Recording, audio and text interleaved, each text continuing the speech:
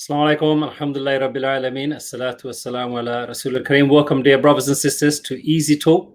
Let's get the show on the road. Sheikh Ahmed Amir, take it away. أعوذ بالله من الشيطان الرجيم. بسم الله الرحمن الرحيم.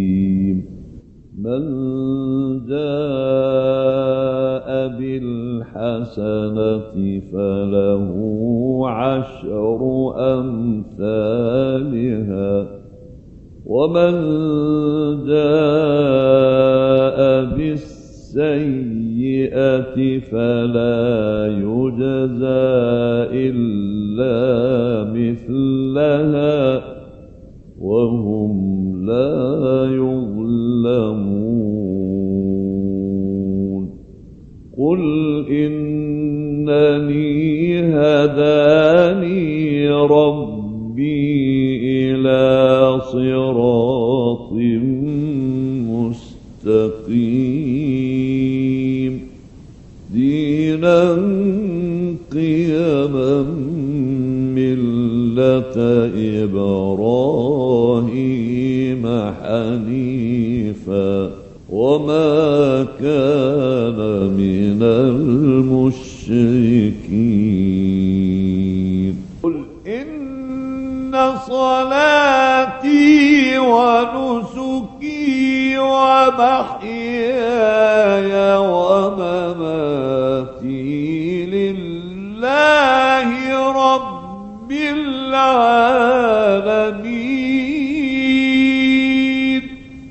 لا شريك له وبذلك أمرت وأنا أول المسلمين. قل إن صلاتي ونسكي ومحياي ومماتي لله رب العالمين لا شريك له وبذلك أمرت وأنا أول المسلمين. قل أغير الله أبغي ربا وهو رب كل شيء ولا تكسب كل نفس إلا عليها ولا تزر وازرة وزر أخرى ثم إلى ربكم مرجعكم فينبئكم بما كنتم فيه تختلفون. وهو الذي جعلكم خلائف الأرض ورفع بعضكم فوق بعض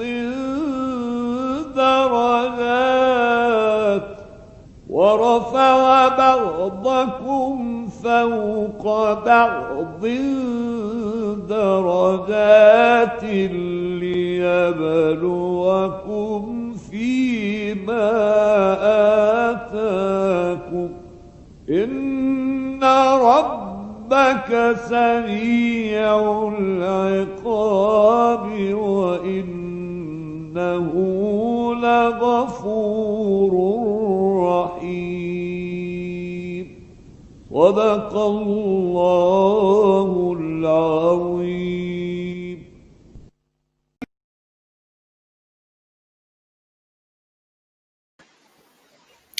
Assalamu alaikum. Welcome, brothers and sisters, to 1 week delayed Easy Talk. We were not on air last week because you all voted for us not to be on air because you wanted us to enjoy Eid. Well, we did, alhamdulillah. I do have my colleagues here somewhere, though I can't see them at the moment. There they are. Assalamu Mashallah. alaikum. Walaikum salam. For a moment there, I thought I was doing the show on my own. No. We're here. We're here. Kalam's here as well. Kalam's busy looking at the text messages and that, you know. Yeah, and I'm just memorizing the number, to be honest. It's been a long time. Yeah, well, okay, so what's the number then? It's 0208123457, brother. That's what it is. That's it. See, he's on point today. Well done. Right. So how was your Eid, brothers? Yeah, it was very good. It was nice and hot. It was you know, the Eid that you want it hot. And you know, I got to pray outside. I found a place to pray, mashallah. I did the earliest Jamaat I could find. Went 6:30 and 6:30. I did outside in the park, by the way. So 6:30 and waited around a little bit and then did my prayers. And that's it. I had the whole day to myself. We did a big, massive family get together in a COVID friendly kind of like with social distancing and everything. And then I shot off to Luton, in-laws, and that's it really. That was the end of it basically for me. All good, relaxing. Yeah, you know, when you said COVID friendly social distancing, the barometer, the truth barometer just No, it was good. It was good. It was well, even the white lie died. You know, that's how.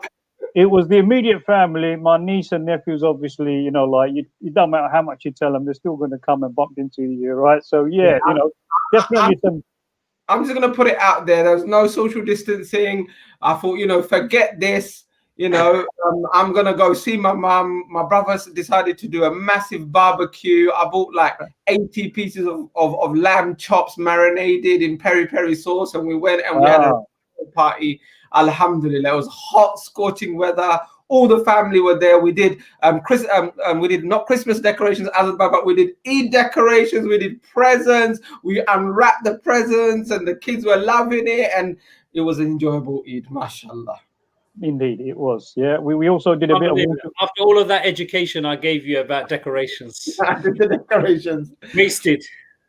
Just goes to show you, innit? You can't. You can take the horse to the drinking thing, but you can't force it to drink. Anyway, the drinking thing. Something else. The pond. Huh? The pond. It's Coke, by the way, guys. Well, I didn't think it was anything else apart from Coke. Yeah, no, I was just wondering if it was Diet Coke or it was like normal Coke. Coke Zero, actually. Mashallah. You need it. Yeah, you're putting on weight, bruv. So how was your Eid, brother Azad? No. So unlike you two who broke the law, I actually didn't break the law. No, what did you do? No. But I did exactly what you did. It's not against the law, is it? Apart from no decorations. No decorations. Alhamdulillah. I think you know, in some ways, I mean, we had Eid Jama'ah in East London Mosque. We had 4 Jama'ahs, and it kind of felt similar. But you know, I was helping out the masjid as well. The first Jama'ah was really packed. Second Jama'ah not so much. Third not so much, and the fourth one packed again. So it's, you know, it's the usual pattern. But you know, you on normal Eid days when you go to the masjid, like especially East London Mosque, you know, when the entrance is at the Whitechapel Road, Whitechapel end, yeah. And it's packed, like the pavement is packed with people. But it wasn't like that. You know, people were in an orderly queue and they got in really quickly. The system was like you probably had like about, what was it, nearly, they doubled the space. So you're looking at nearly 1,500 people. Not bad. Between 12 to 1,500 people were in the masjid with in their right place and everything else within like 15 minutes, 20 minutes. Do you know what? As I've got to give it. You know, some of the masjids are on point. You know, I mean, today I prayed my first Jummah prayer at East London Mosque. It's the professionalism is really, really good. You know, I mean, you got to be really silly to like kind of like break the rules and mess it all up for everyone. Yeah, but you know, people lining up, queuing up. Some people queuing up today. Sheikh Abdul Kaim had to tell people don't come hour and a half Yeah, early. man. People were coming 2.5 hours early. Yeah, you know, and he They had were to there like announce that. 12. Like, what are you doing? So You they know? had to sit in the masjid for 2.5 hours. But anyway, khair, inshallah. Okay, so what's been happening? Let's do a catch up, brothers and sisters. Let us know. We have a call. Oh, we haven't had one of those. What's that? Hello. Hello, assalamu alaikum. Walaikum assalam. Where you calling from, brother? Don't worry. Sorry. Hello. Yeah, can you hear us? Yeah, no, Talha, how are you doing? Talha. Yeah, it's absolutely right. You sound you're morphing into others, right? No, No, that it's was. not me. They speak. Talha. We needed some entertainment today. Talha. Welcome. Come on, Talha. Well done. Yeah, long time no see. How are you, Talha? Yeah, I'm not bad. I wanted to share a story with you guys, if that's all right. Oh, most definitely, mashallah. Yeah, tell us. Go.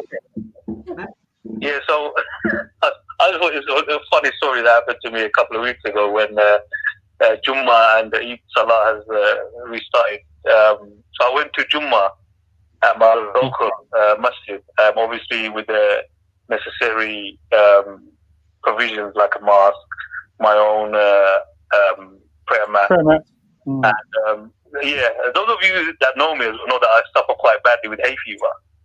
So I sneeze. I'll be sneezing even if it's no COVID quite often. So I was sat in the masjid while the khutbah was taking place, and I let off one of my box standard sneeze. Oh, was it a sneeze then? When you said you let off, I was gonna think this story's getting a bit interesting.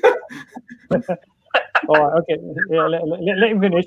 Let me finish. Yeah, let me finish. So one brother from the other side suddenly popped up and said, "Oh, excuse me, brother.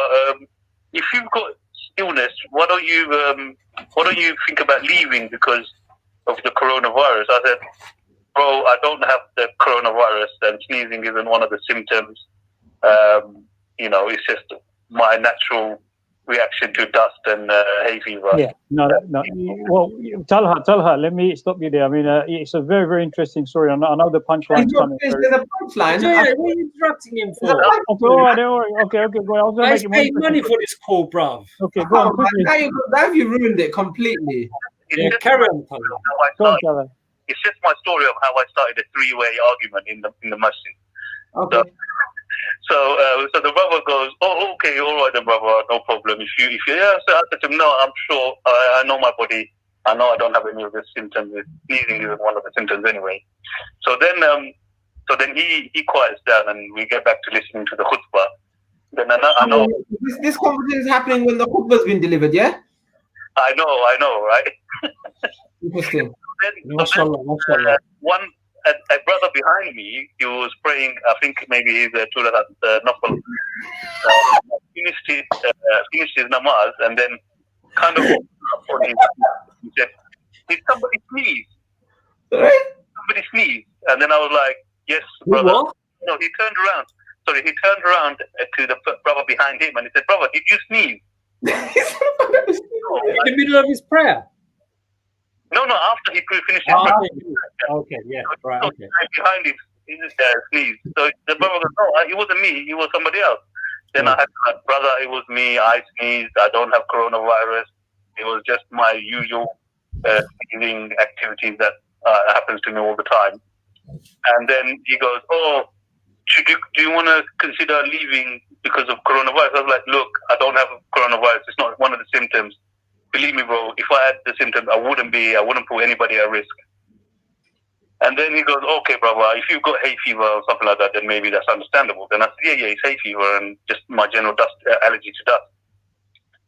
So then everybody quiets down and goes back to listening to the khutbah.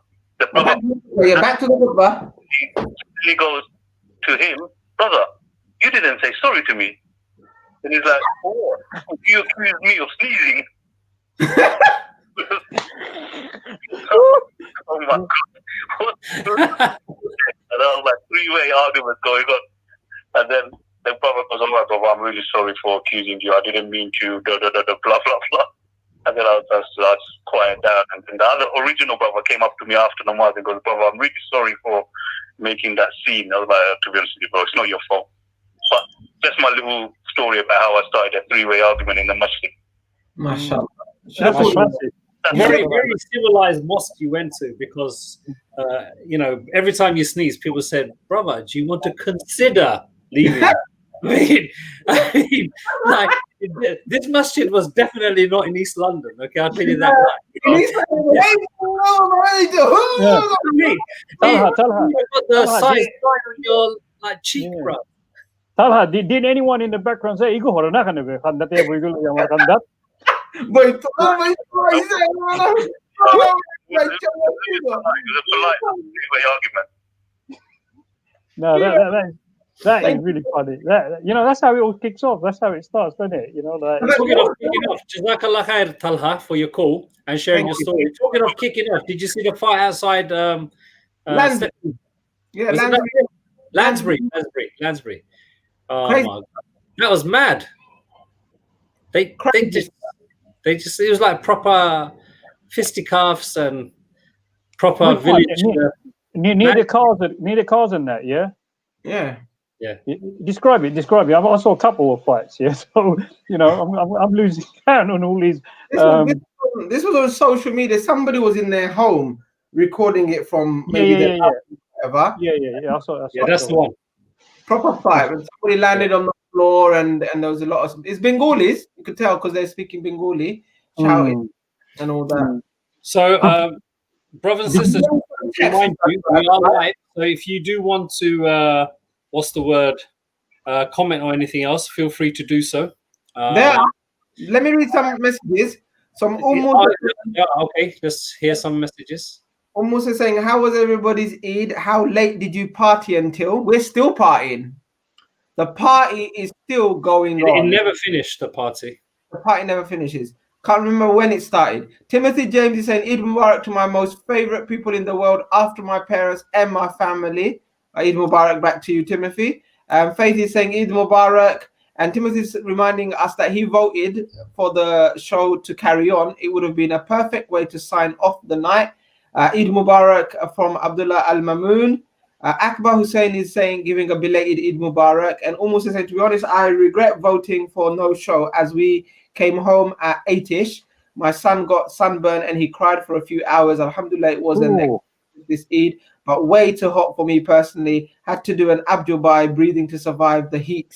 Oh, shit, if you're breathing. The masjid constituents are old school, like back in the 90s. It's true. So, brothers and sisters, do mention any topics you want us to cover. So we've got some ideas of what to cover.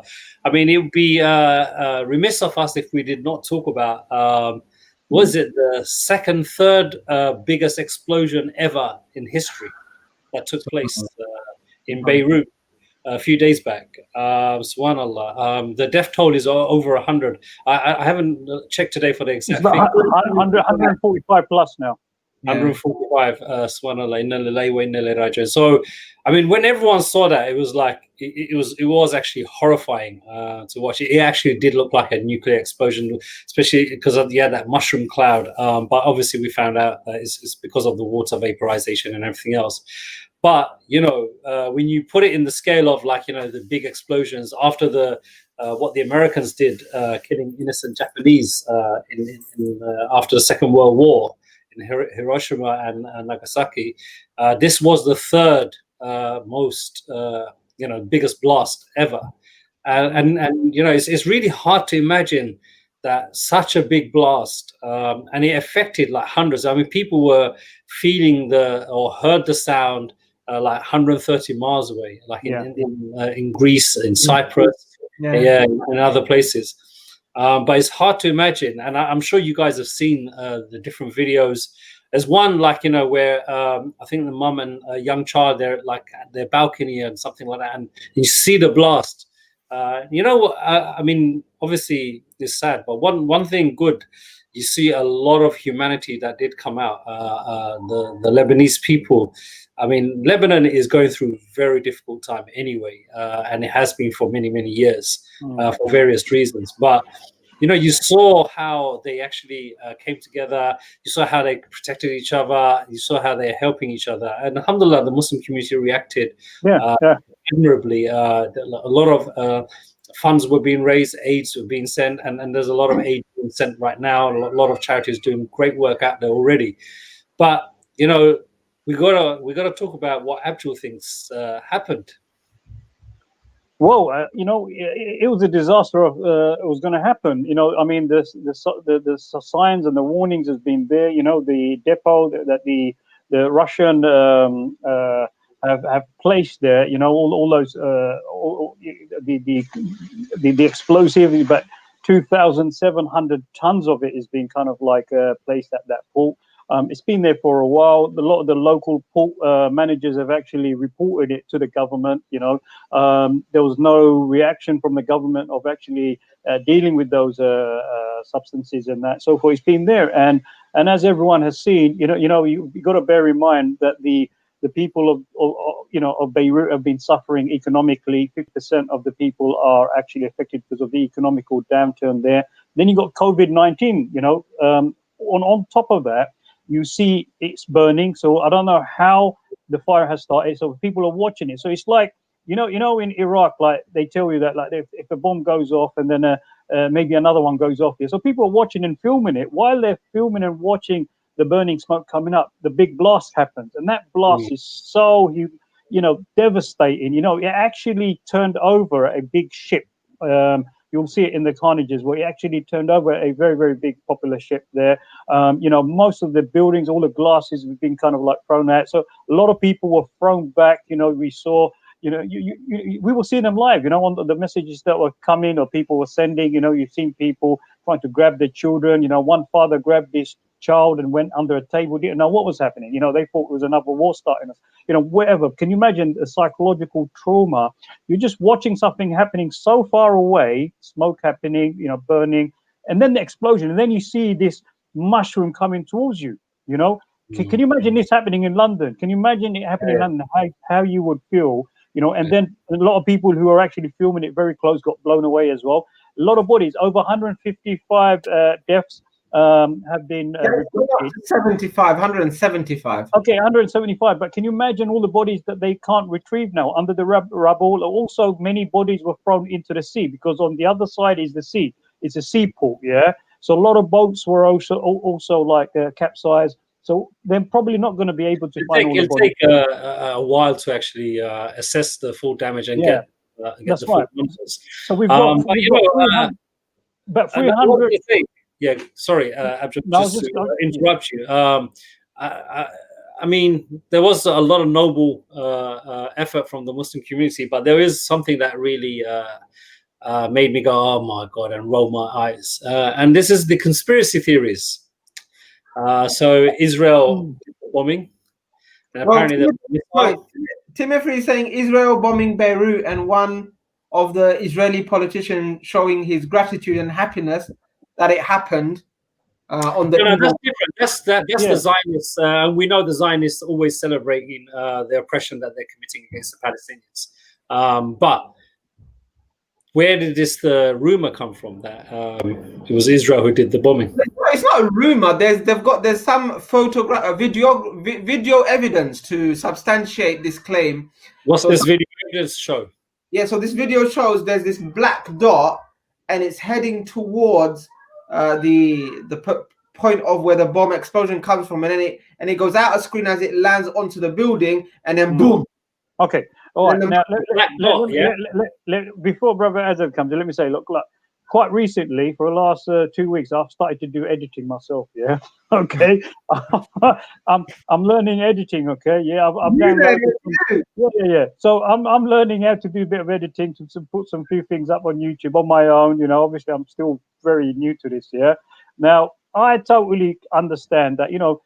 I don't trust a lot of the things I see nowadays. Yeah, right. So when people are showing those kind of things, like I saw it as well. I saw that clip where they're, like they've got that little circle and the dot, and it makes sense. What they've done, they've timed it quite well. So when the explosion takes place, it looked like some kind of missiles actually hit the thing.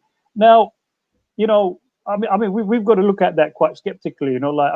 conspiracy theories always kicks in straight away, and I think this is a problem, yeah, because you got a humanitarian disaster, yeah, that's taken place, and now you got some conspiracy theory being thrown around. Yes, there is political problems there. There's political issue. Definitely, is a political problem there because they knew that this amount of stockpiling of nitrate, whatever you call it. yeah, precisely, yeah, and they should have kind of removed that. So yes, serious questions have got to be asked. The Lebanese people are extremely angry with this, you know, and henceforth they've got to investigate and kind of find out, you know, what's happened.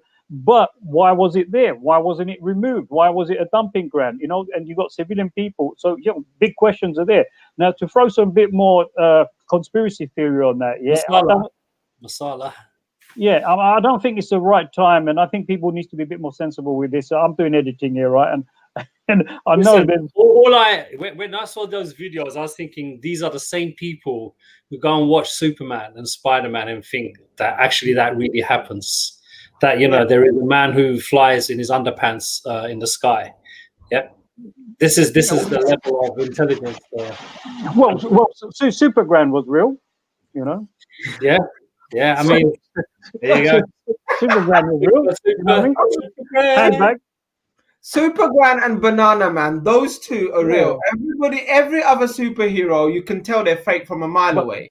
But anyway, you know, leaving the joke on the side, you know, loads of people, that more dead bodies are going to be discovered as well. There are a humanitarian crisis. And obviously, you know, like I know some very good charities, they're on the ground helping with emergency relief. Whatever people can do, they need to do.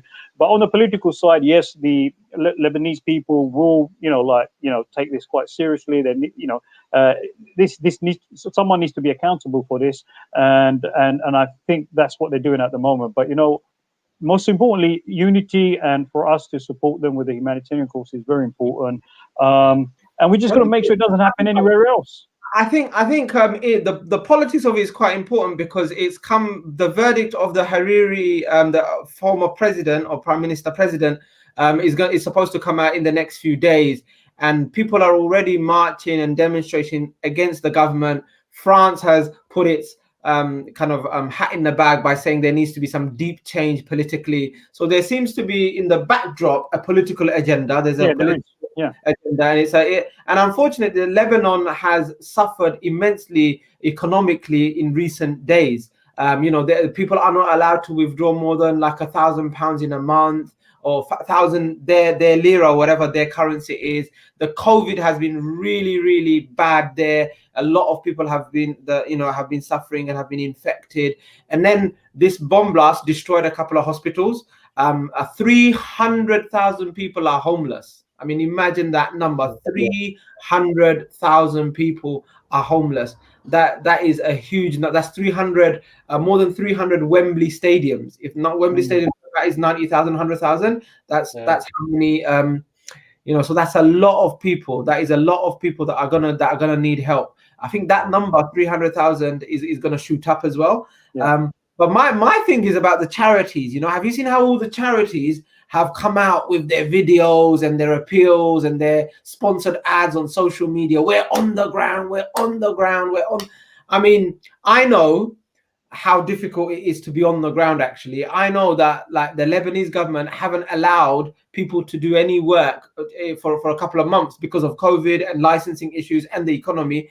I think a lot of these charities are actually not on the ground, but they're saying they're on the ground, and that's what's making the situation a lot more difficult for donors, because the distrust is amazing. Like, you know, people rehashing videos off of YouTube and pretending that it's their life.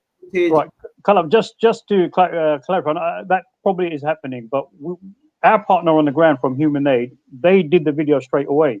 So because they're on the ground, our key partner that's actually been working very closely in that area, straight away they went and did the assessment. So from at least from Human Aid, we were able to utilize our partner on the ground that's been doing the work there, and that's how we managed to get a lot of our facts through. And I totally agree. There's a lot of people going to jump on the bandwagon in order to kind of like prove that they're doing something. But, you know, if they can do something, they've got to do it legitimately, and they've got to do it correctly as well. Because at the end of the day, you know, you just thinking of you want to do something without knowing what to do. Because, for example, you know, people 300,000 homes have been demolished. types of food that they need. They're not going to have cookers. They're not going to have able to have hot food at the moment. Yeah, they're cleaning needs to happen. There's so many things that they need, and the people on the ground need to be informing and kind of clarifying what their needs are going to be and how we provide that support. The other thing is, just before Qurbani, I don't know if you have realized and if it was a trend, a lot of people did Qurbani in other parts of the world, but Lebanon, wasn't really that kind of popular. But somehow, because of this explosion, Lebanon is now on the news. It's on the focus. People now realizing that the Lebanese people have been suffering because of COVID and also the economic downturn. 50% of the population are suffering because of the economic downturn and that. Yeah, and yes, charity work is very difficult because they've been stopping a lot of the charity works. Now, far as we know, this week, because of this explosion, about 7 or 8 different countries are now pushing their aid into Lebanon. And also, you got to remember, there's other political agendas behind this. Why France is interested in Lebanon for now? Yeah. Now, France, there was actually a petition going around for France to mandate. I think that it got over 55,000 signatures or something like that for France to basically mandate Lebanon. Lebanon, yeah. Yeah. See, the colonial mindset hasn't left these people. No, we're coming back to the colonial period again. Believe me, it's happening. I'm telling you, it's going to happen again. Jenny Fisher is saying that the population of Tower Hamlets is over 300,000. So you can imagine the number of people that are homeless right now as we speak. The whole of Tower Hamlets. I'm not talking Stepney or Poplar or Aldgate. It's the whole of Tower Hamlets. That's a lot of people that need help. That's a huge. So in terms of Zubaydah's put the link for human aid emergency appeal for Lebanon. They're on the ground, or their partners are. I think there's a couple of things that I'd like to say about the whole Lebanon issue. Firstly, it's been a really important country for many of the crises around the world. The largest number of Palestinian refugees outside of Palestine is in Lebanon. A huge number of Syrian refugees have been housed and have been welcomed into Lebanon, despite the fact that Lebanon has never been a very well-to-do country. It's always welcomed their fellow, brothers and sisters and people who are in need. And actually, I think what we need to remember is that Lebanon is actually also part of the Greater Sham area as well. So there's a lot of importance Islamically to that land as well. And what also complicates matters is that Lebanon forms part of the crescent, the Iranian crescent, or the Shia crescent. So what's the geopolitics, the Sunni versus Shia kind of political war games that's happening. There's a crescent around the Middle East or the Arabian Peninsula that's been formed by the Shias, and that stretches from Iraq, Iran, Syria, all the way down towards Lebanon in order to kind of surround what the Arabian Peninsula. So all that is happening. You sound like a Saudi foreign minister there. Sorry? So you sounded like the Saudi foreign minister there. Well, brother, we did successful Hajj. We are killing our own people in America and Canada, and we are Saudi and we are proud, brother. I don't do anything. Eyvallah, Kardash. Just don't go to an embassy in Turkey. No, I think, look, subhanAllah, it is, without getting too much into it, I think, look, brothers and sisters, we should try to help out as much as we can, and make dua. Allah eases them. I think it is. I mean, when you think about it, on top of COVID, it is a huge stress, and may Allah make it easier. I just can't, fathom, like you said, the trauma and the impact is going to be huge. Right. So let's move the conversation on. Allah. A little bit more. So Kalam, like you mess up every now and again. Sorry? You mess up every now and again. Yeah, sometimes when I've had too much to drink, yeah. Yeah, you do. And you do silly things when you have too much to drink, don't you? And you say silly things, and you start attacking people that you used to be part of. And you start, getting really mad and mental and everything else. And you do that for 10 years, right? Yes. And then all of a sudden, one day, you decide, I'm going to be sorry. You write a long Facebook post and you apologize. Yeah. Yeah? I know where this is going. How do you think we should respond to your apology? Well, to me, you should accept it with open arms and donate to my launch good page, isn't it? That's what you should do, bro. You know, my apology, my apology is gonna listen. My apology is gonna be flowered with "I love peace" and "Fabi ayyi ala'i rabbikuma tukazziban," and all of that. And I love my tajweed. Yeah. And I used to recite the Quran. And remember, I used to keep you up all night. And you used Prisoners to... away. Listen, when I was reciting, all of the prisoners in the Egyptian prisons were awake, like crying to my recitation and all of that stuff. So you should definitely donate to my Launch Good fund me page and all of that stuff. But then tomorrow I will actually reveal my true colors by saying, you know what, these Islamists, they don't like me. They didn't accept my apology. So that's the problem, isn't it? You can't make it up. But I mean, obviously, alhamdulillah, most people they understand and see this charlatan for what he is, right? But I must say, I was actually surprised by one or two comments from people who should know better, and hence I actually I had to post it, because I've seen people saying, "Oh, we should keep an open mind." He's making an apology. And I was thinking, like, did anyone actually read what he said? He actually does not apologize for anything other than saying, sorry, listen. Let's move on. And What have I missed? Why I'm not understanding what's going on here, yeah? Majid Nawaz, bruv. Oh, him. I thought, anyway. See, the thing is, no, actually, look, on a serious level, if it doesn't matter how much sin you commit, right? The 99 murders that the man did, and then he made sincere tawbah, but the important word here is sincere, right? Sincere tawbah, And tawbah. I'm saying tawbah, like tawbah. No. Sincerity is going to be judged by Allah, right? Fine. But I'm saying he didn't even apologize for the things he's done wrong. So if you did something wrong, right, you have to, we know the conditions of tawbah, right? Yeah. So if you've done something wrong, you have to correct those things that you've done wrong, and the people you've harmed, you have to fix that. Okay, you can't just say I'm sorry generically. I'm sorry. In 3 lines, and in the next 52 lines, you say how great I am, how great my recitation is, how good my tajweed is. And how I'm going to save the Chinese, the Uyghurs from the Chinese, and all of that kind of stuff. This is nonsense. But what's the bigger nonsense? And you know what it is? This guy. I mean, obviously, I've known him for a very long time, and some of us remember him and the mischief he used to get up to East London in East London University, on Romford Road.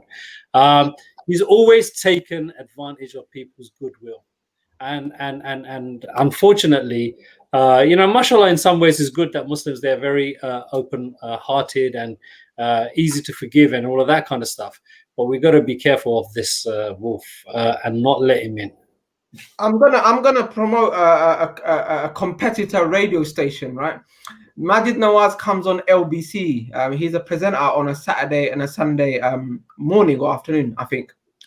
Because of COVID, I think the slots have changed, but that's what. So we'll know we'll know whether he's sincere in his repentance and whether he's genuine by listening to him maybe a little bit. Look, at the end of the day, you're right, Azadbai. Tawbah isn't just about apologizing, isn't just about saying I'm sorry. Tawbah is to acknowledge that you've done wrong, to feel the guilt in your heart, to feel the remorse, and to promise not to do it again. And the fourth condition is that if you've harmed or wronged or done zulum on somebody else, that you rectify that, you correct it, or at least you reproach the people that you've done. If you can't correct, reproach them. He's not done that.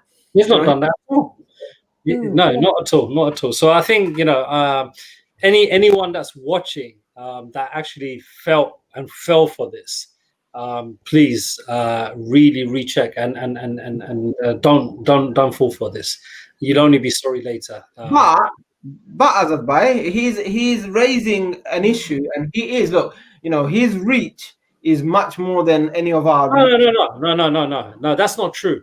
See what people, and this is the naivety of it. And I've seen people say things like, "Well, at least he's raised an issue. He's used his platform and everything else." No, okay. His boss, which is America, and the neocons, the Henry Jackson societies, UK kind of neocons and things like that, they've all decided finally that, you know what, China is our enemy and we need all guns blazing.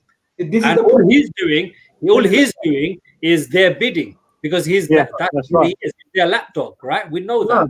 So he I did think- not raise the Uyghur issue. Yeah. No, the Uyghur issue Muslims have been raising. Okay, That's right. we've been raising for a long time.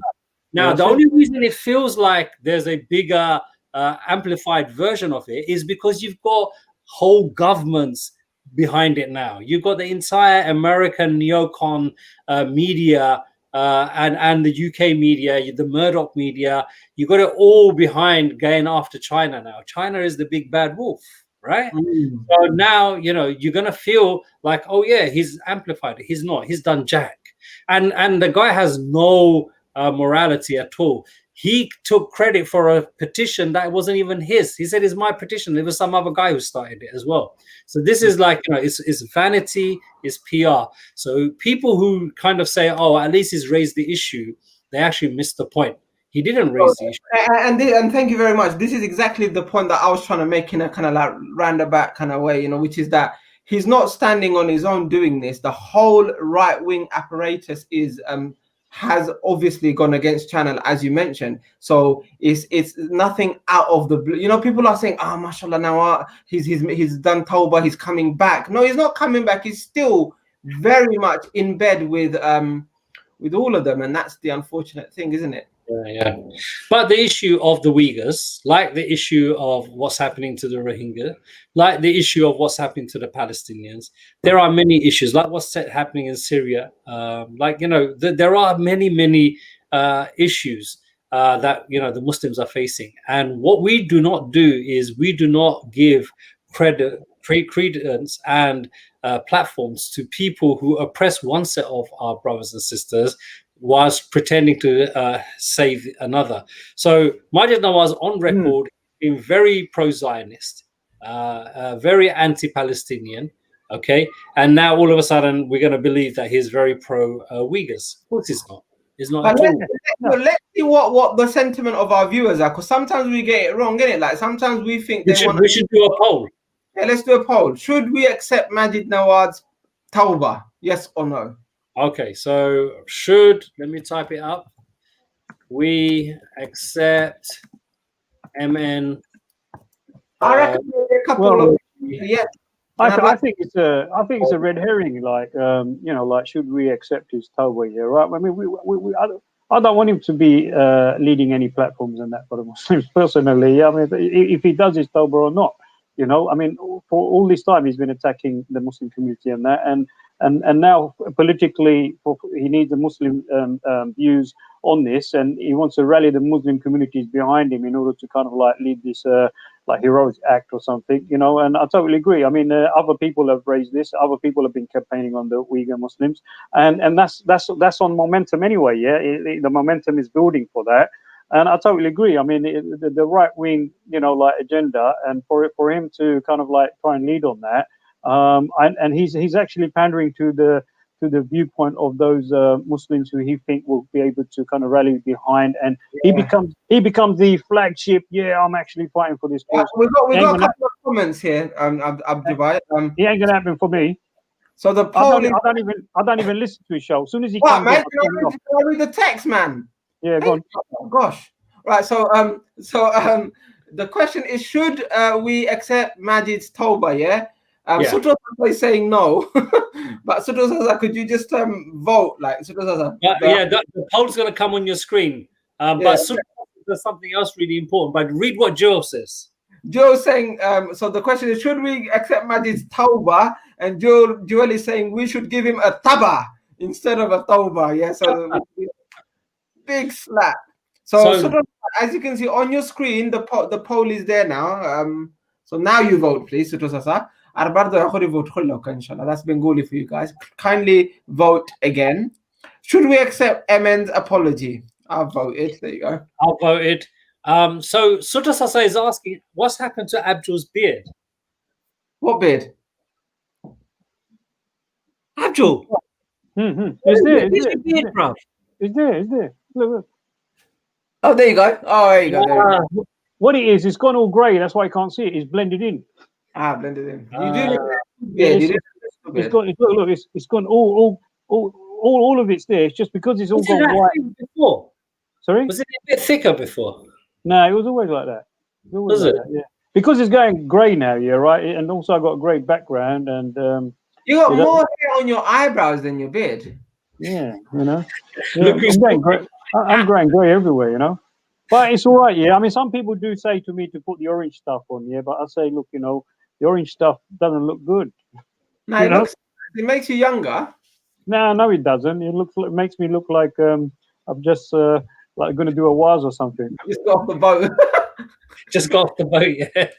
No, I'm going to do a waz or something like that. Mindy. Yeah, No, no. stay natural, bruv. Just stay Yeah, natural. I'm staying away. I don't care. You know. Zishan Siddiqui saying you've got a Craig David beard. Oh, okay. If I I don't have no idea who he is, but yeah, all right. for those who know, yeah. Okay, so all right, let's we'll let you know the results, inshallah, of the poll. So it's on your screen. So if you haven't voted, please do vote. Let's move the conversation on a little bit more. Go on. Hey, Sorry. listen. Before you go on, yeah, have you, Brother Azad, have you ever had a debate with him, or any kind of like? You know, so back in the day, long time ago, when he was being an idiot. How can I put this? Put him in his place. Or was it debate? You slap him one. He doesn't debate no more, does he? I would have to bleach this hand every single day. Can you imagine the dirt on there? No. Just he was acting all a little bit. He thought it was hard and all that stuff. So got put in his place. All of their events got cancelled. I mean, in those days, HT had no. They couldn't had no step in this area, but he was always known as a arrogant show off, and even now he can't even write Arabic, right? And he still writes it with so many mistakes. He can't even spell like properly. Do you get it? And he's making so many mistakes. But this is him. He's always been like that. And as you saw, even in his own words, I have great tajweed. Like he's like self-praise is like next level. But anyway, I've never actually debated with him, but in that sense. But he tried to set me up on Islam channel once. It's so funny. He was presenting instead of Yvonne Ridley a show on Islam channel, and this is after he came back from Egypt, and he tried to make me out to be a sellout, right? And Asim Qureshi was so I don't know if you remember, there's a forum called Muslim Safety Forum that we used to have. That's right. So Majid Nawaz tried to says to Asim, isn't the Muslim Safety Forum just a rubber stamping organization? Didn't they just let the police do whatever they want against the Muslim community? I remember that. I think I remember that. And he's just out the blue, and Asim like turn around to him and goes, nah. Azaz's not like that at all. I don't know what you're talking about. Live on air. Like, he just got and then after he was like, break. I went, what the hell was that? Because if you want to have a debate about something, let's go for it second half. And then he just shut up. He apologized and then he shut up. Do you get it? But he tried it. But he has this fetish over me. He talks about me quite a lot on his show and things like that. But anyway, but the guy, look, it's the harm. Him, Ed Hussein, Hulk William Foundation, and there's a few others. The harm they have done to this community, we cannot overlook this. These are people who pushed. Adam Dean. Adam used to work for them. Now he's left them. I don't know what he's doing anymore. But these people are what prevent into the Muslim community. There's another guy called Rashad Ali. There's quite a few of them in that sense, right? And alhamdulillah, the community recognizes who they are, and we just need to make sure that we stay away from these people and we do not allow these wolves into our community, because sometimes they do wear sheep's clothes. Right, so I did want to actually move on to the conversation of there's another momentous event, and Timothy's actually put it on there, which is great. What Modi did. So, like at the Babri Masjid and everything else was destroyed by these Hindutva fanatics. And now Modi's laid basically the foundation to build a temple over it.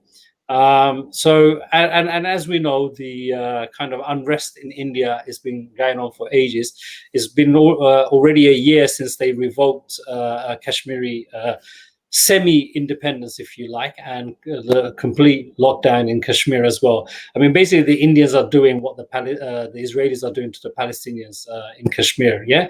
So all of these things, and you know, like what one of the things someone asked me, because you know, so many of these things. You got China doing this to the Uyghurs.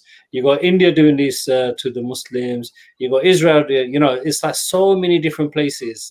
You know, Muslims are being oppressed in not in a small way, in actually in a very, very big way, in a life-changing way. Entire populations. You know, how do we see a light at the end of this tunnel? You know, what signs do we look out for? I mean, what would you advise people when they say something like that? What would you say to them? Well, the first thing I'd say to them is just read Surah Al-Buruj.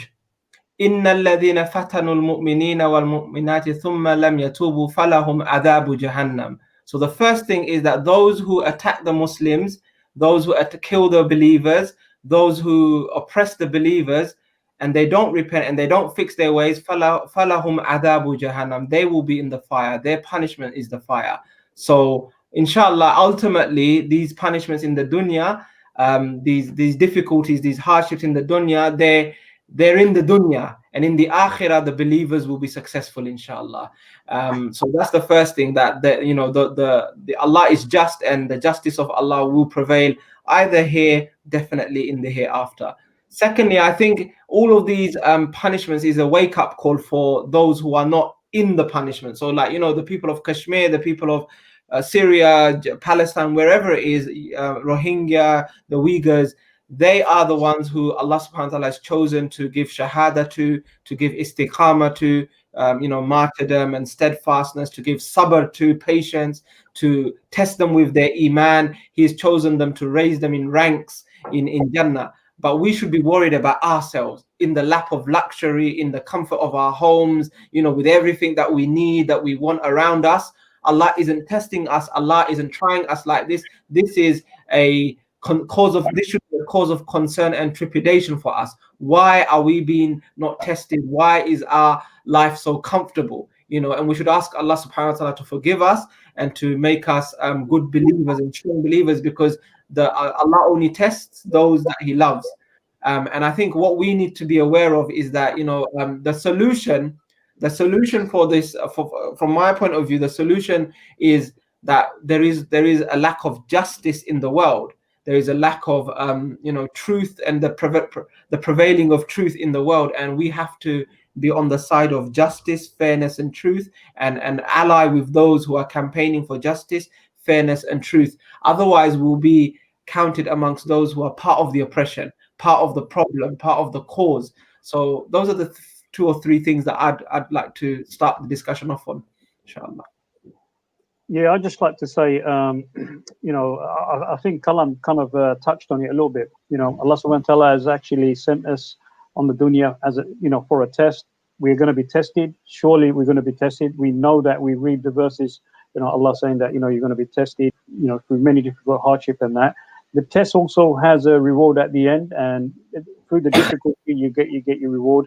But the key thing is, like, on a, let's say, on a level of, like, let's say, practicality, you know, I think, you know, justice and all this is, mashallah, is good, it's principles of the Quran, but, you know, power, okay?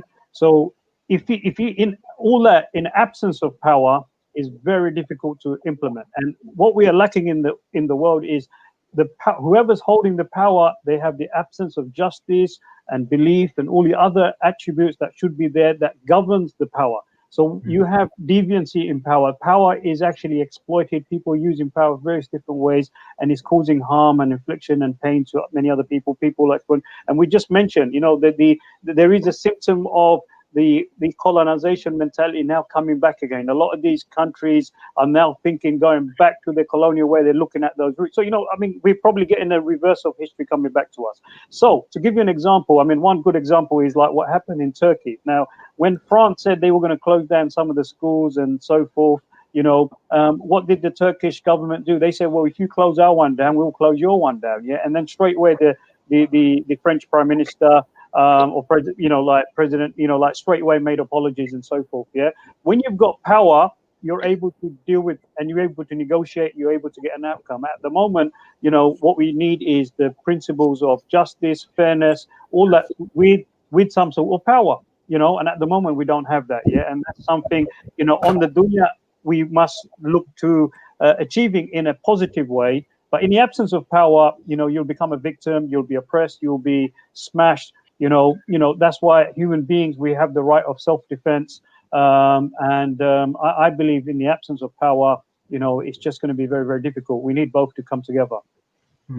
Yeah, definitely. I think you guys, obviously hit the nail on the head. And I think, to be fair, most Muslims are optimistic about this. But I think, we need to get that message out more, because one of the things is the way a lot of misguidance and people being taken astray are by other movements, whether they're left-wing movements, whether they're neocon movements, whether they're taking people away from the religion, whether they're diluting the religion, whatever it is, whatever ideology is attacking individuals. If the Islamic values, the values that we all adhere to, if they're not actually shared amongst the community in different settings, then they're not going to find the answers. And I think we need, you're talking about justice and everything else. Justice requires courage, and I think this is something you can't really, just develop courage. You have to have some of that ingredient in yourself, and I think we need to create Muslims that are courageous. It doesn't mean, I'm not talking about big bodybuilders and big muscles and MMA fighters. That's not the courage. That's not what I'm talking about. I'm talking about actually people to have the courage to actually hold on to principles, speak truth to power, and that kind of stuff. Because I think if we can develop from there some of that courage, then look, there's a long way to go. Abdul, you're right. Without any power, you're very limited in what you can do, and so power is required. So how would you get that power? Yeah, no, you know what it is. I think what we need to remember also and teach our children and the next. It's about the next generation of people as well, which is that you have to be absolutely confident in your identity, and this is where I think it starts from. There's a lot of young Muslim people, young Muslim professionals, families who are not confident in their Islamic identity. They're confused about it. There's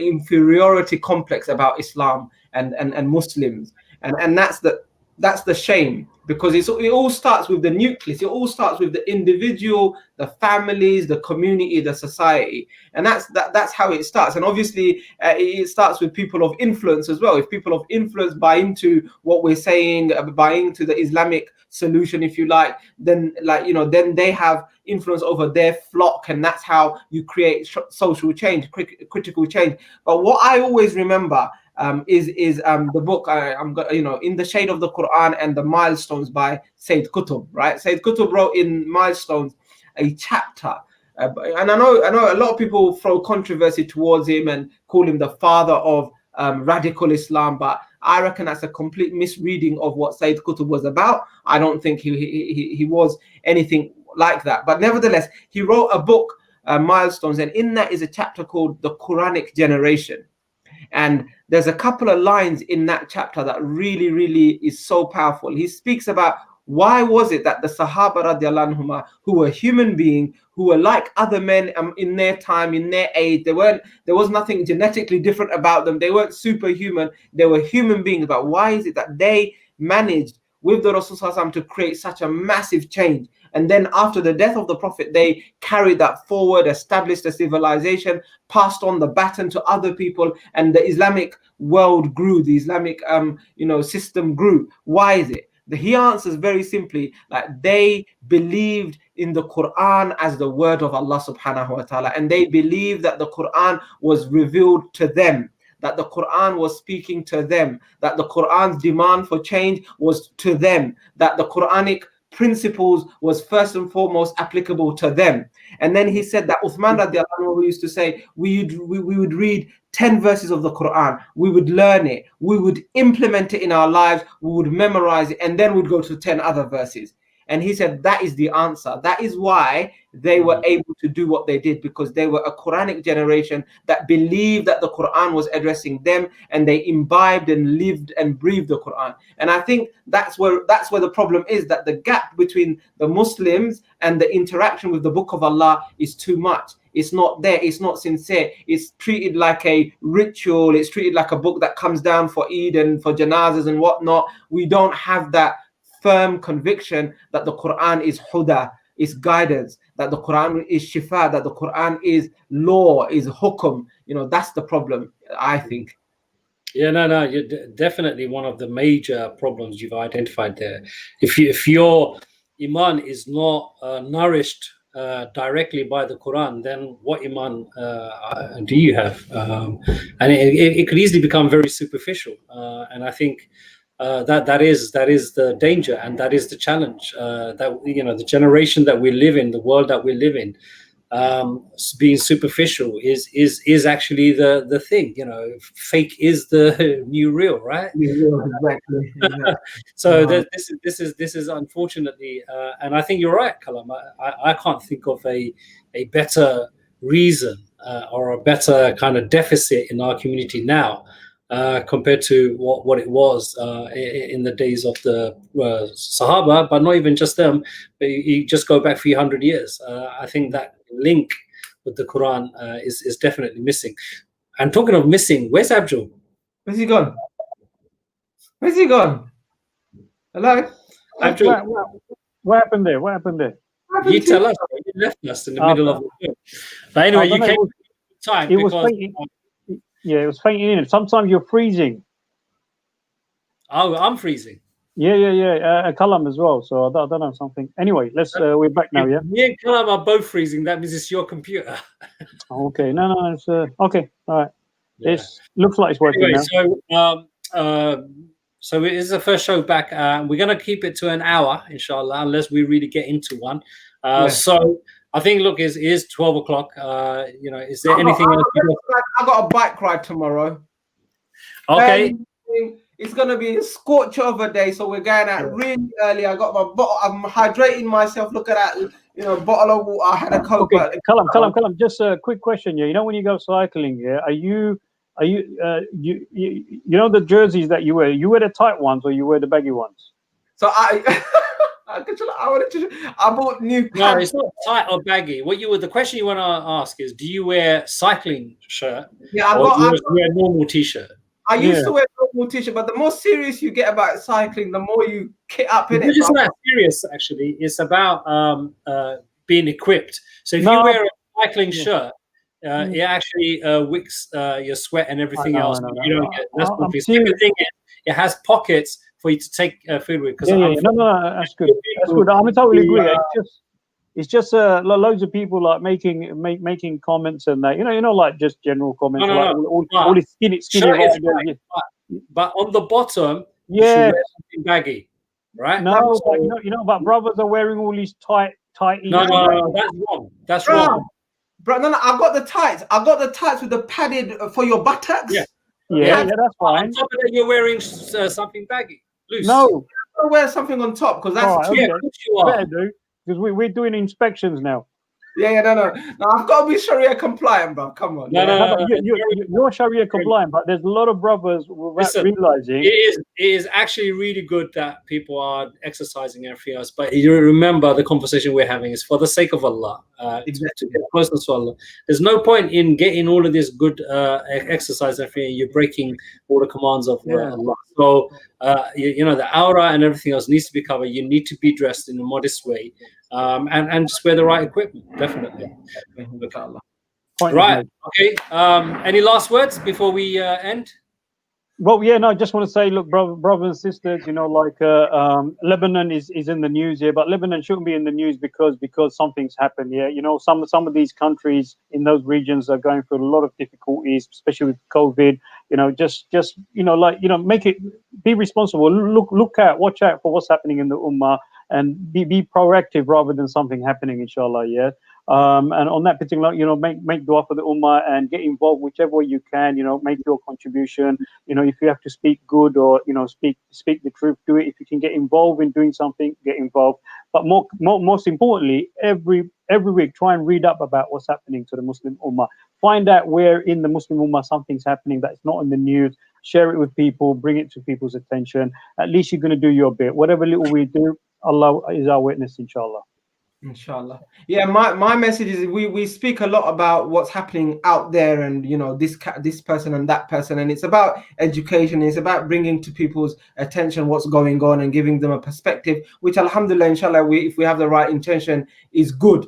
But I think at the end of the day, we should always come back to ourselves. When you're standing in front of Allah subhanahu wa ta'ala on Yawmul Qiyamah, you're not standing with Azad Bhai or Abdul Bhai or anybody else. You're not standing against anybody. You're standing on your own with Allah, with your deeds, and that's it. And if your deeds are enough and your scale on your right side is heavy, alhamdulillah. If your scale is light and your left side is heavy, then oh my God, you're in trouble. So I think one of the message of the Quran is that, think about yourself. Save yourself and your families from the fire. Qu anfusakum wa ahlikum nara. Save yourself and your family from the fire. So it starts with the self, guys. We've had Ramadan, we've had Dhul Hijjah, we're in the seasons of Allah. There are so many opportunities. In a couple of days' time, it will be Monday, a day to fast, and then there's occasions and times when Allah subhanahu wa ta'ala is even more merciful and even more receptive of your ibadah. So I think we need to step up. As a community, as individuals, as a nation, as an ummah, we need to step up. And when we step up, we will see that Allah subhanahu wa ta'ala will rain down His barakah and His mercy and His support and His fadl upon us. But we have to be those change. Allah says in the Quran that He does not change a condition of a people until they change themselves. Again, it comes back to us. So let us be the change that we want to see, inshallah. And when we become the change we want to see, the change will be apparent in us and in front of us and around us as well. So let's start with ourselves, inshallah. Inshallah. Jazakallah khair. No, I think very good points. And knowledge without action is dangerous and pointless. And I think you were saying earlier, the Sahabas, they used to recite 10 verses and used to take them months to finish one recitation of the entire Quran and everything else. Why? Because they didn't used to move on until they practiced what they were reading. And that's the point. We have to implement these things on ourselves, and that will bring that closeness to Allah subhanahu wa ta'ala. And then, like you said, maybe we'll be worthy of the success that Allah will bestow.